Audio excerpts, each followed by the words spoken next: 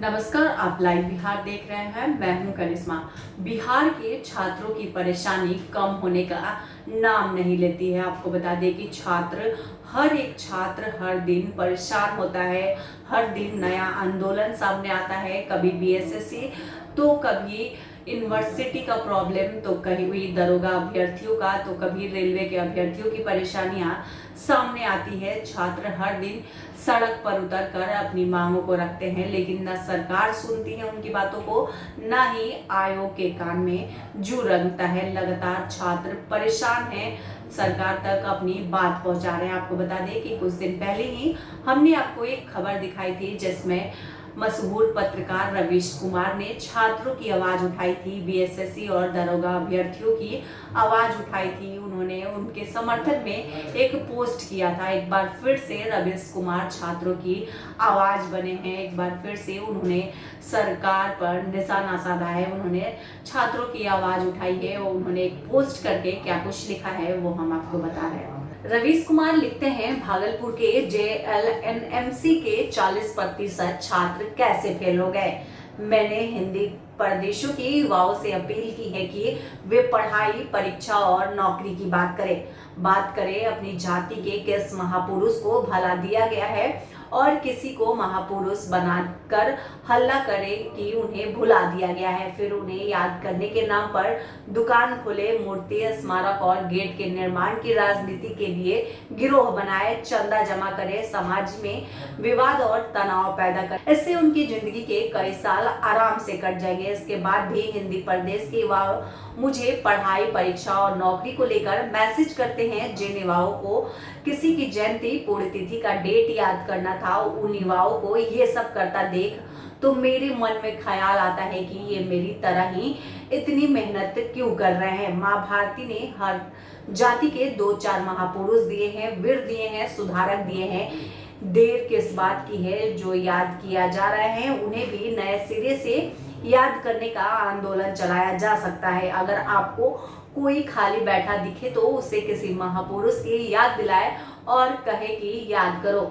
साथ में एक कॉपी भी रखें जिसमें रोज या कोई सामान का नाम लिखे जिसे दहेज में मांगा जा सके। मना करने पर भी कहेंगे कि यही सब तो क्यों ना आइडिया दे दूं। खैर, भागलपुर के मेडिकल कॉलेज के छात्रों की यह दुर्दशा देखकर दुखी हूं। 40% छात्रों को फेल कर दिया गया है। संस्थान को छात्रों की बात सुननी चाहिए। यह पत्र पढ़कर लगा कि छात्र होना असंभव हो गया है। ये कौन सी यूनिवर्सिटी है जो कहती है कि दोबारा कॉपी चेक का नियम नहीं है। क्या वाइस चांसलर साहब को अपने छात्रों को पीड़ित देख आनंद आता है? उन्हें कोई समाधान निकालना चाहिए।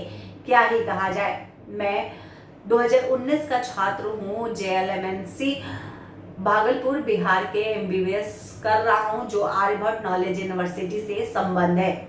हमारी पहली व्यावसायिक परीक्षा मार्च 2021 में हुई थी, जो काफी अच्छी रही। 5 महीने बाद परिणाम घोषित किए गए जिसमें 40% छात्र अनुत्तीर्ण हुए, जो बिल्कुल ही अनिश्चित था। हमने आरटीआई दायर की और अपनी उत्तर पुस्तिकाएं प्राप्त की, जिसमें हमने पाया कुछ प्रश्नों में उत्तरों को सही रूप से चिन्हित किया गया था, लेकिन इसके लिए कोई अंक नहीं दिया गया था। एमसीक्यू प्रकार के प्रश्न सही विकल्प अंकित होने के बावजूद कोई अंक नहीं दिए गए थे। कई छात्रों के मामले में प्रश्न का उत्तर देने के बावजूद इसे एएनए उत्तर नहीं दिया गया के रूप में लिखा गया था। प्रत्येक प्रश्न में 60 से 80% अंक काटे जाते हैं।